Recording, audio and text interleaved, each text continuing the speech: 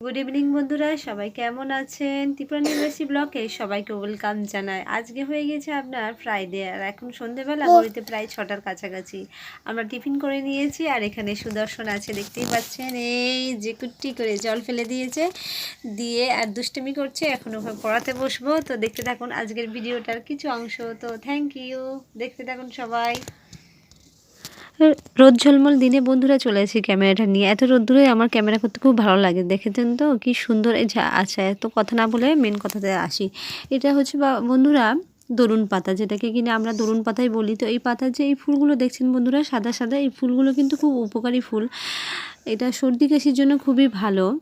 যেহেতু আমার টুনটুনের সর্দি কাশি হচ্ছে, এখন সব বাচ্চারাই প্রায় ঘরে ঘরে সর্দি কাশি হচ্ছে। দুদিন আগে ওষুধ খাইয়েছি, তারও আগে ওষুধ খাইয়েছি, মানে ওষুধের কাছে গেলেই ওষুধের কাছে নাই বন্ধুরা, ডাক্তারের কাছে গেলেই ডাক্তাররা তো এখন অ্যান্টিবায়োটিক দেয়। আর টুনটুনকে অলরেডি এই সিজনে 2টো অ্যান্টিবায়োটিক আমরা খাইয়ে দিয়েছি, সেই জন্য আর আমি ডাক্তারখানায় গেলাম না। এই যে গাছটা লাগিয়েছে আমার হাজব্যান্ডই লাগিয়েছে, তো গাছটা খুবই উপকারী। আগেও আপনাদের একবার দেখিয়েছিলাম আমি ব্লকে। তো যাই হোক, এই পাতার যে ফুলগুলো আমি দেখালাম, গাছের যে ফুলগুলো দেখালাম, এই ফুলগুলো আমি টুনটুনকে মধু দিয়ে খাইয়ে দেবো। আর এত রোদ্দুর দেখে আমার এত ভালো লাগে বন্ধুরা। জামা কাপড় তো মেলেই, তার সাথে সাথে যেগুলো আটা থাকে, আটা আমরা তো খুবই কমই খাই রুটি, সেই জন্য আটাটাকেও রোদ্দুরে দিয়েছি এই ওপরে, যেটা আমি দেখালাম। আর এইদিকে রোদ্দুরে দিয়েছি এই যে বিছানাটা রোদ্দুরে দেওয়ার পরে বারান্দায় যেহেতু রোদ এসছে, আর টুনটুন স্নান করে নিয়েছে, সেই জন্য গাড়ি নিয়ে এখানেই খেলছে, আর আমি এই ফাঁকে ফাঁকে ভিডিওটা শ্যুট করছি। আর দেখছেন টুনটুনের কাণ্ড, এই যে দেখছেন লম্বা লাঠি একটা গাছের এখানে পুঁতে দিয়ে গেছে। যাই হোক, এই যে দেখছেন একটা একটা করে বাক্সের মধ্যে সুন্দর সুন্দর করে যে গাছগুলো লাগানো হয়েছে, এটা হচ্ছে ধনেপাতা গাছ, এটা হচ্ছে পুদিনা গাছ, এটা হচ্ছে পালং, এটা হচ্ছে ধনেপাতা, আর একটা আর একটা ওইদিকে ছিল, নামটা ভুলে গেছি। যাই হোক বন্ধুরা, রোদ ঝলমলের দিনে আমার ভিডিও করতে তো খুব ভালোই লাগে। টুনটুনের সর্দি কাশি, আর সারাক্ষণ আমি স্নান করার পরে আমার উঠোনের মধ্যে আমি থাকি, যেহেতু শীতকাল, আর ঠান্ডাটা তো জমিয়েই পড়ছে বন্ধুরা, বুঝতেই পারছেন। তো টুনটুন দেখুন কত গাড়ি নিয়ে কত সুন্দরভাবে খেলছে তো ঠিকই, কিন্তু ওর সর্দি কাশি এত হয়েছে। তো আমি ভাবলাম এই যে দরুন পাতা, চলুন এটা নিয়ে আপনাদের সাথে ভিডিওতে করি, আর টুনটুনকে এটা খাওয়ানো হয়ে যাবে। এই যে ফুলগুলো দেখলেন দরুন পাতার, আমি ফুলগুলো উঠিয়ে নিয়েছি, সাদা সাদা ফুলগুলো, আর তার সাথে নিয়ে এসেছি সামান্য আধা চামচের মতো মধু।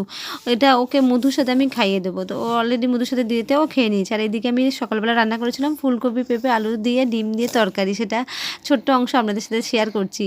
আর এখন সন্ধেবেলা হয়ে গেছে, টুনটুনকে পড়ানোর পালা। আর টুনটুন সন্ধেবেলা থেকে এত কাজছে, আমি চলে এসেছি জল গরম নিয়ে। হ্যাঁ বন্ধুরা, জল গরমে যে ধোঁয়াটা উঠবে, এই ধোঁয়াটাকে ওকে দেবো মুখের সামনে, যাতে ও ধোঁয়াটা স্টিমের মতো, মানে স্টিমটা নেয়, যাতে একটু নাকটা ক্লিয়ার হয় এবং নাকটা ক্লিয়ার হয়, আর বন্ধুরা মানে ভালো হয়, মানে সর্দির জন্য এটা খুবই ভালো। ডাক্তারে আগেও বলেছিল, আমার সোনুর বেলাতেও আমি দিতাম। এতে অবশ্য আর একটা ওষুধ দিতাম, ওষুধটার নাম ছিল কার্বল প্লাস। তো ও তো ছোটো, ওকে আর কার্বল প্লাস দেবো না, বাড়িতে আছে ঠিকই, কিন্তু শোনার সময় দিই, কিন্তু ও তো ছোটো, সেই জন্য দেবো না। এটা দিলে খুব ঝাঁঝ ওঠে, ভিক্সের মতো সেন্ট হয়।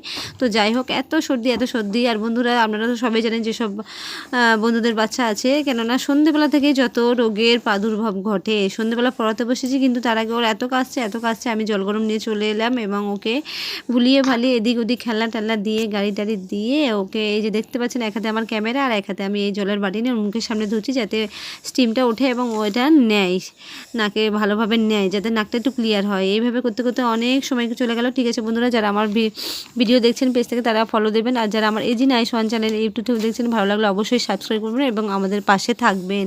তো সারাদিন এইভাবে ব্যস্ততার মধ্যে আমার দিনটা কাটে, সেটাই কিছু অংশ আপনাদের সাথে শেয়ার করলাম। আবারও বলবো, ভিডিওটা ভালো লাগলে অবশ্যই লাইক করবেন, কমেন্ট করবেন এবং শেয়ার করতে ভুলবেন না। ওকে তো পড়াতে বসবো, সোনু সবে ঘুম থেকে উঠলো, দেখতেই পাচ্ছেন, সবে ঘুম থেকে উঠেছে মহারানী। আজকে এত দেরি করে ঘুম থেকে উঠে, 6টার সময় সন্ধ্যাবেলা ঘুম থেকে উঠলো, এখন পড়তে বসবে। আর এখন এই বাবুকে আমাকে পড়াতে হবে এবং রান্নাঘরে যাব, কিছু রান্না করার থাকলে করব, আর নইলে সোনাকে আর টুনটুনকে এখন সন্ধ্যাবেলা পড়াতে বসবো। তো ঠিক আছে বন্ধুরা, দেখতে থাকুন ত্রিপুরা নিবাসী ব্লগ। ভালো লাগলে অবশ্যই বললাম একটা ফলো করবেন, আর যারা অলরেডি ফলো করেছেন তাদের অসংখ্য ধন্যবাদ। এবং AG nice one YouTube channel থেকে আপনারা দেখবেন। তো দেখা হচ্ছে নেক্সট ভিডিওতে, ততক্ষণ সবাই ভালো থাকবেন, সুস্থ থাকবেন এবং সাবধানে থাকবেন। Thank you, tata, bye bye, good night.